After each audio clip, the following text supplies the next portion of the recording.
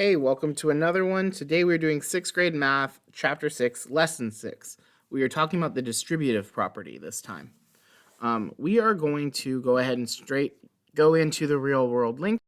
And today, 3 friends went to a baseball game.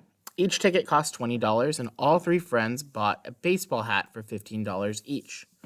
What does the expression 3 times, and in parentheses, 20 plus 15 represent? So, 3 represents the 3 friends that went to the baseball game.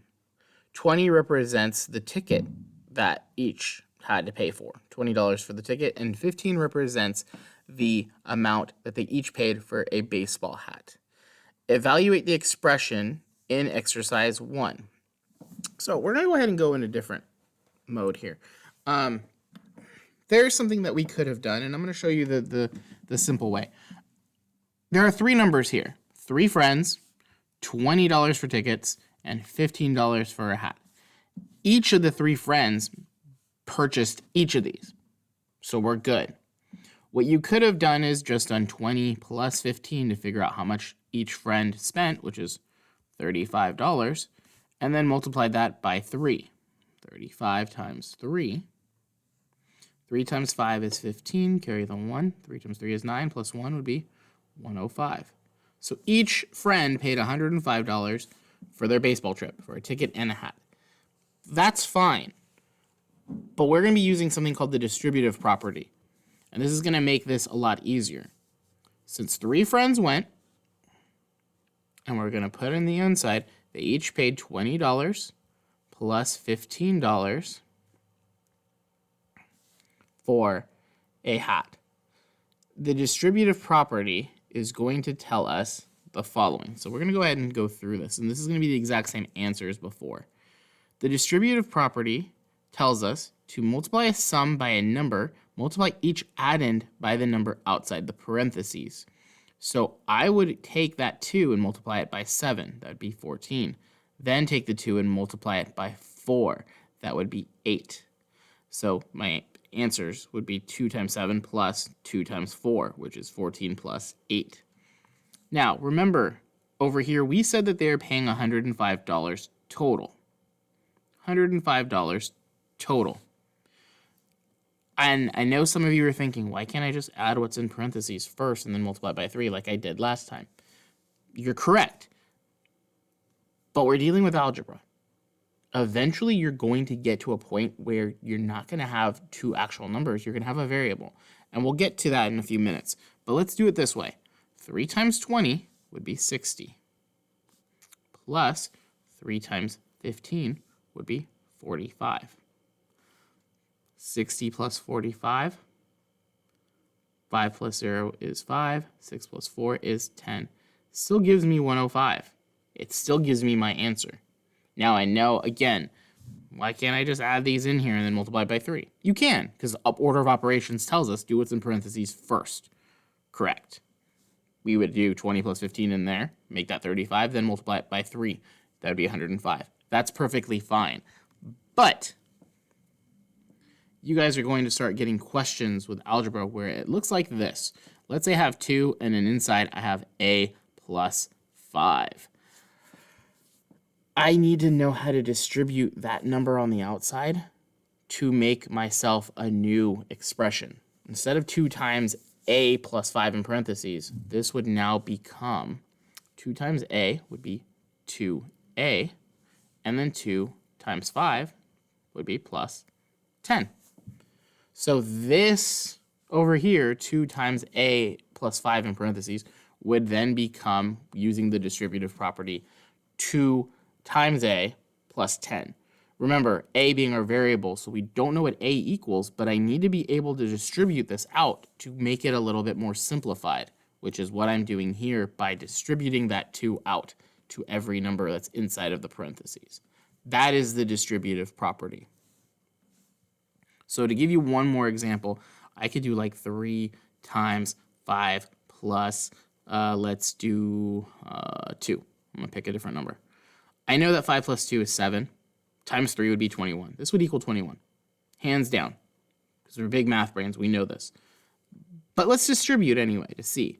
3 times 5 would be 15 plus 3 times 6 would be, 3 times 2 would be 6. I got a little ahead of myself. When I add these two together, I still get 21. This is the distributive property. What we just did right here in purple is distributing 15 plus 6. I have to learn how to do the distributive property because if I have a variable like up here with a and I don't know what that equals, because I can't tell you what a plus 5 is going to equal and then multiply it by 2, I don't know. And I can't make this 5a. That is not what that is. Any number with a letter next to it means it's multiplying. So 5 plus a, or a plus 5 does not equal 5a. I can't do anything. So I distribute the 2 to multiply by a to give me 2a, and I multiply the 2 by the 5 to give me 10. So my new expression becomes 2a plus 10.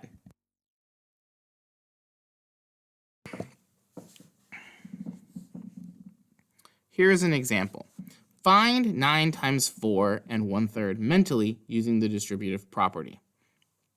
What we would do here is instead of 4 and 1/3, I would just put 4 plus 1/3 on the inside.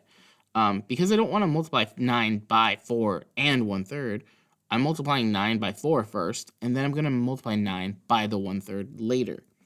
That's basically what we're doing is distributive property. When we learned how to multiply a whole number by a mixed number, typically what we would have done is turn that mixed number into an improper fraction, then multiplied it by 9/1 and then simplified. Now we're going to take a little bit of a shortcut. We're going to multiply the whole numbers by each other and the fraction by the whole number. So 9 times 4 and 1/3. 9 times 4 and 1/3 becomes 9, and in parentheses, 4 plus 1/3. And remember, if you see a number on the outside of a parentheses and there's literally nothing in between them, there's no operation, it doesn't say plus, minus, division, or multiplication, we are to assume that this 9 needs to be multiplied by whatever is inside. The exact same thing when I have 9 next to a variable, and it means multiplication. Same thing with a number outside of a parentheses. It means I'm multiplying. Now, I'm going to multiply 9 by 4. That will give me 56. No, it won't. I'm completely tired. Okay. 9 times 4 will give me 36. I'm glad I checked. 36. This is why it's good to use a calculator just to check. Now, the 9 times the 1/3 is going to be the tricky one, but I'm going to show you guys how to do this.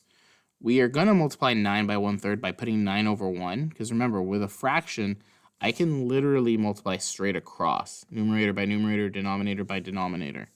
9 times 1 will give me 9. 1 times 3 will give me 3. This being an improper fraction, so 9 divided by 3 will give me 3.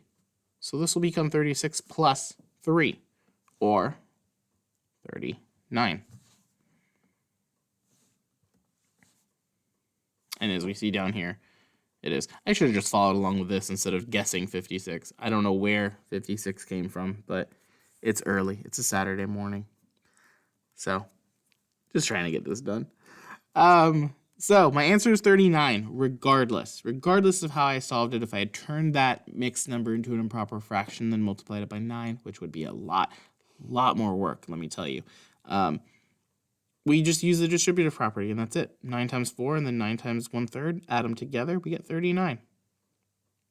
So what we're going to do is we're going to do the solving down here. I know it says solve it mentally, but let's start showing our work a little bit. We're going to just do A for this one, just to kind of highlight this. So 5 times 2 and 1/3, 3/5. 3/5. 5 times 2 and 3/5. And I just want to double check. Yes. So this will become, as part of distributive property, 5 parentheses 2 plus 3/5. We know that 5 times 2 is 10, so I'm going to rewrite that up here. And we're going to add whatever 5 times 3/5 is. 5/1 times 3/5.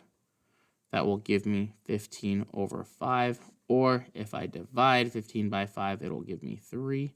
So my answer will be 10 plus 3, which will be 13. And if you want to, you can try turning this into an improper fraction and then multiplying. 2 times 5 would be 10, plus 3 would be 13, so there'd be 13 over 5 times 5 over 1. This would be 5. 5 times 13, not even going to try that right now because I couldn't even do 4 times 6 earlier. So 5 times 13 will be 65. And if you divide 65 by 5, it should be 13. 65 divided by 5 is 13. Still the exact same answer. So it's just kind of quicker if you do the distributive property instead. But again, like I said, we are doing the distributive property because eventually you're going to run into variables and it's going to be a lot easier to do it that way. Speaking of variables, 2 times x plus 3, just like we did earlier. You multiply the 2 by the x, which will give you 2x, and you do 2 times 3, which will give you 6. So my new expression is 2x plus 6. I cannot solve that until I find out what x equals. But that is your next step. So if you guys get a question on a quiz or a test, hint, hint, wink, wink, where it's something like this, just distribute. 2 times x would be 2x, and then 2 times 3 would be 6. So you'd add 2x, add 6, and that's it. Now, we're going to go ahead and do these got it's, and we're going to call this one, no, we're not. I was going to say we're going to call it a stream, but we have factoring the expression that we need to talk about. So let's do these. Yeah, because I'm pushing it on time. 8 times x plus 3 in parentheses. 8 times x will become 8x plus, and then 8 times 3 will be 24. And that's it for that one. For E, 5 times 9 plus x in parentheses. 5 times 9 will give me 45. Plus 5 times x would be 5x. So 45 plus 5x. And then for F, 2 and x plus 3 in parentheses, 2 times x would be 2x plus 2 times 3 is 6. And I want to say this was an example we used earlier. Seems familiar. I don't know. All right, let's talk about factoring the expression. When numeric or algebraic expressions are written as a product of their factors, the process is called factoring the expression. So basically, let's put this in a different term. They want us to factor 12 plus 8. We are going to do prime factorization trees, basically. 12 being 2 times 2 times 3, and 8 being 2 times 2 times 2. We're going to circle the common factors. So, since 12 is 2 times 2 times 3, and 8 is 2 times 2 times 2, these cancel out, these 2's they have in common. The greatest common factor of 12 and 8 is 2 times 2, or 4. Write each term as a product of the greatest common factor and its remaining factor. Then use the distributive property to factor out the greatest common factor. This is a lot. Basically, what it wants us to do is to rewrite 12 plus 8 into a multiplication problem using the distributive property, which would be 4 times 3 plus 2. I know that's super confusing because it's already making my head hurt, but let's show you what is going to happen here. Let's use this example here, 9 plus 21.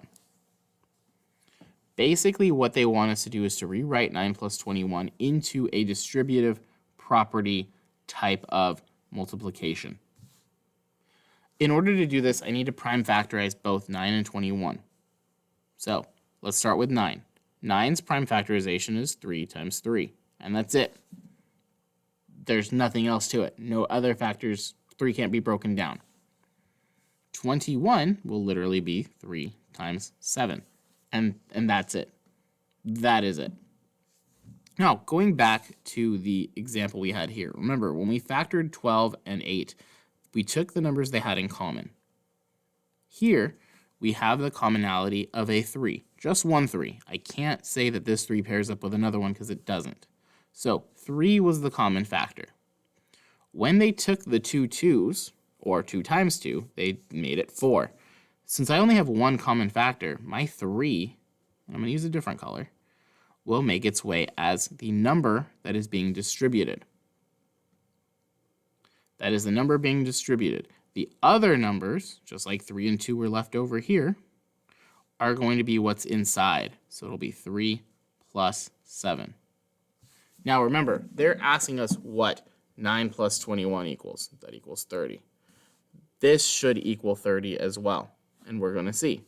3 times 3 will be 9, plus 3 times 7, which is 21. Isn't that exactly what we have up here?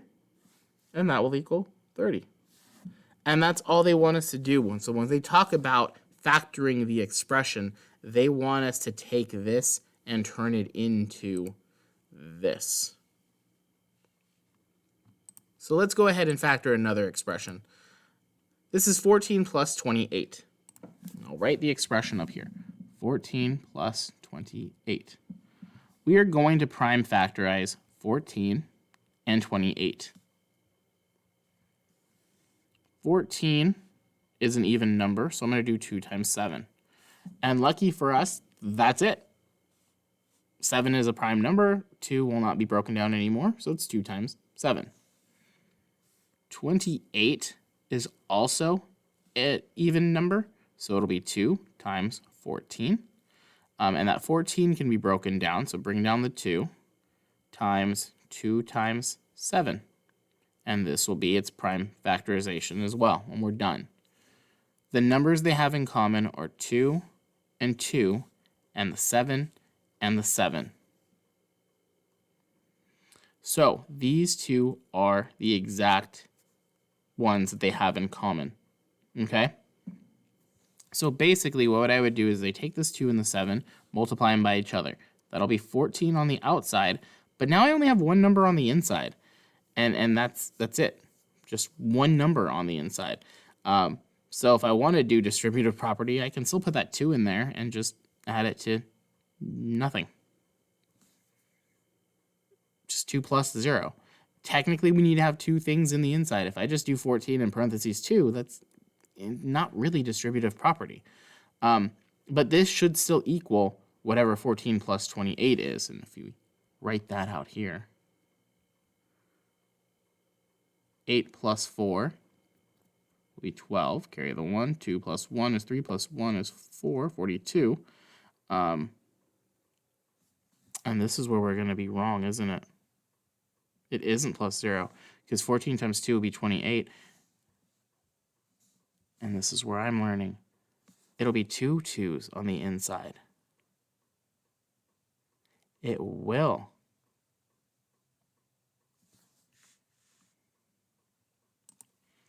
Nope, I just realized what I goofed. I goofed. It's not another 2. It's a 1. Now, let me explain this. I completely goofed up on this. The reason why it's a 1 is because this one has nothing left over.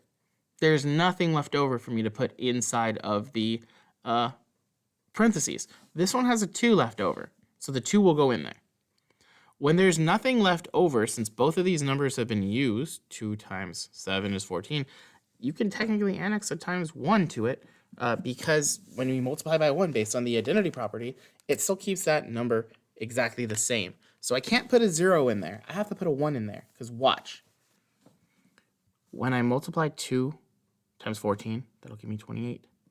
When I do 14 times 1, it'll be 14. Now, even though this is reversed, 28 plus 14, when the original one was 14 plus 28, technically what I should have done was, since this was first, there's a 1, and then the 2. This would have been 14 times 1, which would have been 14, times 2 would have been 28, and it still would have given us the exact same thing. So factoring 14 plus 28 would be 14, 1 plus 2. Now, that was not a great example because I goofed up, and I'm not ashamed to admit it, but it happens. But let's look at the third example and see if we can do that one a little bit easier. 80 plus 56. This one's going to be a lot harder. So 80 plus 56. They want us to prime factorize both. So we're going to start with 80. 80 is an even number, so I'm going to do 2 times 40. I know 2 cannot be broken down, but 40 can. That'll be 2 times 20. This 2 come down. This becomes 2 times 10. We're going to run out of space here. 2, 2, 2, and this becomes 2 times 5. And that 5 is a prime number. Therefore, 80 is 2 times 2 times 2 times 2 times 5. And I'm going to double check. 2 times 2 is 4, times 2 again equals 8, times 2 again equals 16, times 5 should be 80. Wait, 1, 2, 3, 4. 2 times 2 is 4, times 2 is 8, times 2 again is 16. 5 times 6 is 30, carry the 3. 5 times 1 is 5, plus 3 is 8. Yes, so we did this correctly. So my prime factorization for 80, and I'm going to write this over here in a nicer way, is 2 times 2 times 2 times 2 times 5. And my other number was 56.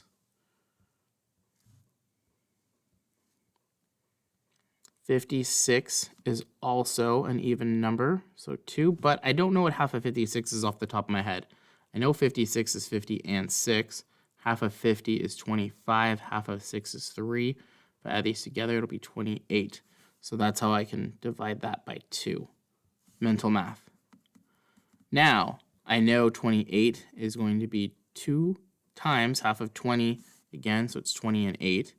Half of 20 is 10, half of 8 is 4, so this will be 14. And I need to bring down that last 2. This 2 will come down, this 2 will come down, and I know to break 14 will become 2 times 7, and that's my prime factorization. So over here, in a different color, I'm going to write 2 times 2 times 2 times 7. So we prime factorized 80 and 56. Now what we need to do is we need to find commonalities here. Every single pair that they have in common, we will take out. This 2 and this 2, this 2 and this 2, this 2 and this 2. That will leave us with, and I'll pick a different color, this 2 and 5 here, and this 7. Okay? These 3 2's, 2 times 2 times 2, which will be 2 times 2 is 4, times 2 is 8. That 8 will be the outside of our distributive property question. We are going to do this one first because 80 was the first one and this was 80. This was 56. 2 times 5 is left over. 2 times 5 is 10. 10 will be on the inside, and the only number left over is 7, so we're going to put 7 here. When I distribute 8 to multiply by 10, it will be 80. And when I distribute 8 to multiply by 7, that'll be 56, which was our original problem to begin with. I hope this one was a little bit easier without any of the goof ups. I goofed up goof ups. Wow. Hopefully this was a little bit more clear, but this is what factoring the expression is all about. We just prime factorize both numbers, find what they have in common, combine it, so 3 2's would be 2 times 2 times 2, which would be 8. Not 6, 8.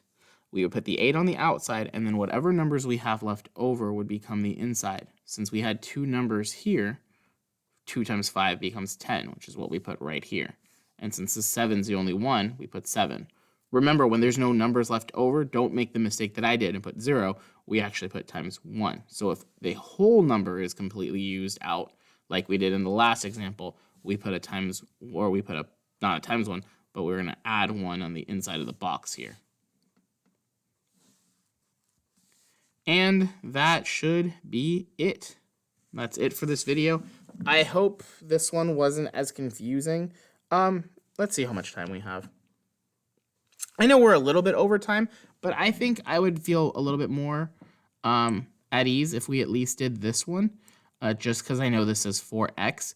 So let's do 16 plus 4x and factor that expression really quick, just to give you guys an example. 16 plus 4x. The only ones we're going to factor are these numbers. The x is going to stay here and will be on the inside of our plus. It'll be plus a number with an x here. That's just how that's going to work. The variable will just move on. So we're going to prime factorize 16. That will be 2 times 8. And 8 will break down to 2 times 4. And that 4 will break down to 2 times 2. So 16 prime factorized is 4 2's. 2 times 2 times 2 times 2. 2 times 2 being 4, times 2 is 8, times 2 again is 16.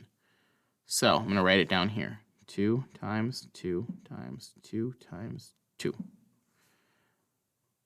4 prime factorized is literally just 2 times 2. So I'll write it down here, 2 times 2. The ones they have in common are right here. Remember, the commonalities will become our outside number. 2 times 2 being 4. Therefore, 4 will be on the outside, and these are gone. This one didn't have anything left over. And now my screen is dying because my computer is dying. That one has nothing left over. Okay? So the first one, which was 16, would have 2 times 2. Okay? 2 times 2. We would have to combine those, and that would be 4. Since there's nothing left over, remember, we can do it times 1. You can technically call this 1x, but here's a weird thing we haven't learned yet. Anytime we have a variable, we multiply it by 1, it just becomes that variable, right? So we don't have to say 1x. And I know I put a space there, and I said there's going to be a number there. You can leave it like this, 4 times 4 plus 1x. That's fine, because remember, 4 times 4 will be 16, plus 4 times 1x would just be 4x. Or you can just get rid of the 1 and just say that this is just 4 plus x, because it will still be the same thing. 4 times 4 is 16. 4 times x would be 4x, which is exactly what we have up here. So I hope this helped clarify a little bit more. If not, again, comment section, email, Teams message, or ask me in class. I know this was a lot more than the last video. But remember, distributive property is important, especially when we're dealing with variables. And again, factoring the expression, I told you guys math builds on itself. Prime factorization is back. I know we haven't seen it for a few chapters, but it is back. Please practice your prime factorization skills if needed. I'm Mr. P, and as always, I will catch you guys on the next one.